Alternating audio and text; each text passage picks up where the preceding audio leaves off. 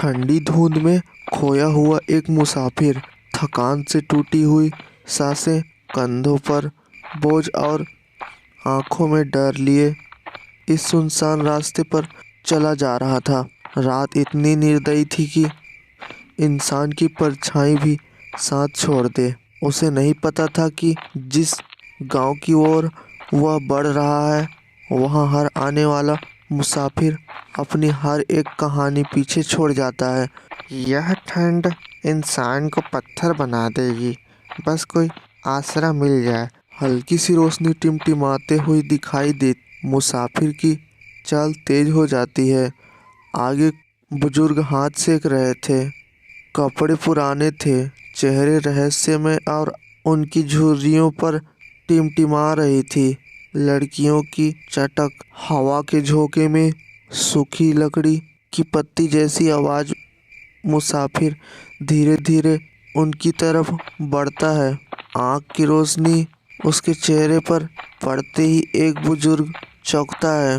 रात में कोई आने वाला नहीं होता। यहाँ यह कौन है? लगता है रास्ता भटक गया होगा, वरना कौन पागल ऐसी रात में कठोर ठंड में आएगा। कहीं परछाई वाला तो नहीं? कल रात किसी ने। चुप, नाम मत ले उसका। मुसाफिर घबराकर हाथ जोड़ता है। नमस्ते, मैं बस ठंड में रुकने की कोई जगह ढूंढ रहा था, रास्ता भटक गया हूँ। चारों बुजुर्ग एक दूसरे की तरफ देखने लगते हैं, जैसे कुछ छुपा रहे हो। अचानक आग के पीछे से दूसरी तरफ से एक लालटेन की रोशनी दिखती है। धुंध के बीच में एक नया बुजुर्ग आगे आया। यह मुख्य बुजुर्ग है। धीमी चाल, भारी कम और गहरी आवाज। कौन हो बेटा? इतनी रात में, भारी ठंड में, भारी रात में, कठोर ठंड में क्या तलाश कर रहे हो? मैं रास्ता भटक गया हूँ बाबा, बस रात काटनी है, सुबह निकल जाऊंगा। मुख्य बुजुर्ग बाकी बुजुर्गों की तरफ देखकर शांत स्वर में बोलता है। ड्रामा मोती से यह बेचारा मुसाफिर है, कहीं ये भी उसका पीछा करते तो नहीं आया।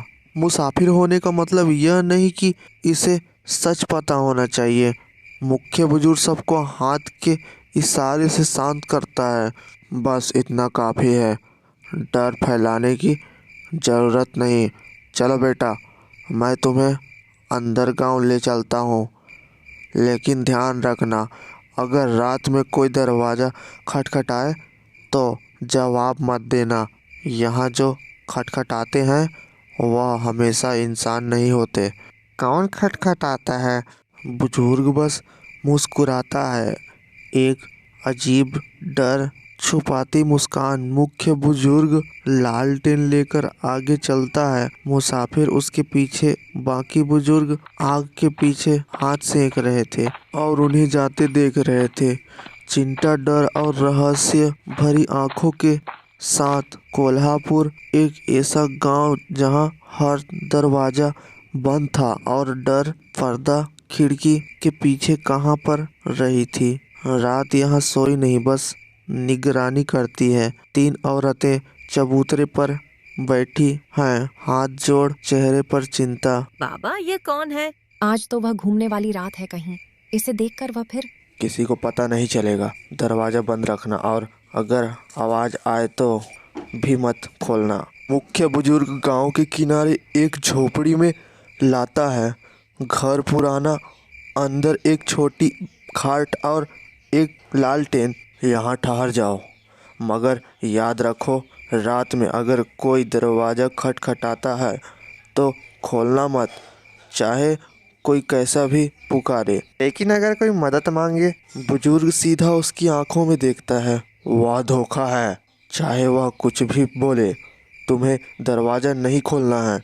रात धीरे धीरे और अंधेरी होती जा रही थी। मुसाफिर खिड़की बंद करके खाट पर आराम कर रहा था। मुसाफिर की आंखें खुल जाती है। कौन है भाई? बाहर से एक औरत की आवाज आती है। बेटा, दरवाजा खोलो, बहुत ठंड लग रही है। मुसाफिर कांप जाता है। मुसाफिर हाथ दरवाजे की तरफ बढ़ाता है, पर तभी उसे बुजुर्ग की बात याद आ जाती है। मुसाफिर पीछे हट जाता है। आवाज़ अचानक गायब। कुछ देर में दरवाजे के पीछे खरोचने की जैसी आवाज़ें आती है। मैंने कहा दरवाजा खोलो, ठंड बहुत लग रही है। मुसाफिर डर से बैठ जाता है। कौन हो तुम? वह हंसने लगती है जोर से, बहुत ही अजीब। उधर गांव के मंदिर में पंडित और बुजुर्ग तैयारी कर रहे थे। उसने आज फिर किसी को देखा है, हमें जल्दी करनी होगी। अगर वह झोपड़ी तक पहुंच गई तो देर हो जाएगी। क्यों नहीं खोलना मुसाफिर? मुझे देख, मैं ठंड से जम रही हूँ। झोपड़ी में अंधेरा बहुत था। जैसे ही वह अंदर झांकने की कोशिश की, बाहर अचानक शंख बाजता है। भूतनी चीखती है। वह पीछे हट जाती है। मुख्य बुजुर्ग और पंडित झोपड़ी की तरफ दौड़ते हैं। बेटा, दरवाजा मत खोलना। वह पंडित मंत्र पढ़ने लगता है। दरवाजे पर पवित्र भस्म लगाता है। आज की रात वो बहुत शक्तिशाली है, पर सुबह होने को कुछ ही समय बाकी है। बस डर मत। अचानक भूतनी छत पर चढ़ जाती है। आंखें लाल आज जैसे चमकने लगती है। पंडित मंत्र जोर से पढ़ता है। मुसाफिर झोपड़ी से बाहर आ जाता है। बुजुर्ग उसे भूतनी के बारे में मुसाफिर को सब कुछ बताता है। सालों पहले ये भूतनी इसका पति और बच्चा मुनकर इस गांव में आए थे, लेकिन उनके साथ एक भयावह अनहोनी हो गई। तभी यह औरत आने वाले मुसाफिरों में अपने पति और अपने बच्चे को ढूंढती रहती है। जल्दी यहाँ से चलो और गांव वालों को बुला लो। हमें गांव की पुरानी गुफा के पास जाना पड़ेगा। गांव वाले इकट्ठा होते हैं और सभी मंत्र पढ़ने लगते हैं। भूतनी उनके सर के ऊपर मंडराती है। अचानक भूतनी मुसाफिर को देखती है। तू मेरा बचा है। मुसाफिर डरते हुए पीछे हटता है। मैं कोई बच्चा नहीं हूँ। तो फिर तू जिंदा क्यों है? पंडित भूतनी पर एक जादू डालते हैं। भूतनी तड़पती है। आसमान में दूध का बवंडर उठता है और वह जमीन पर गिर जाती है। मेरा बच्चा कहीं तो होगा। भूतनी की आखिरी बार आंसू टपकती है और वह पूरी तरह धुएं से खत्म हो जाती है।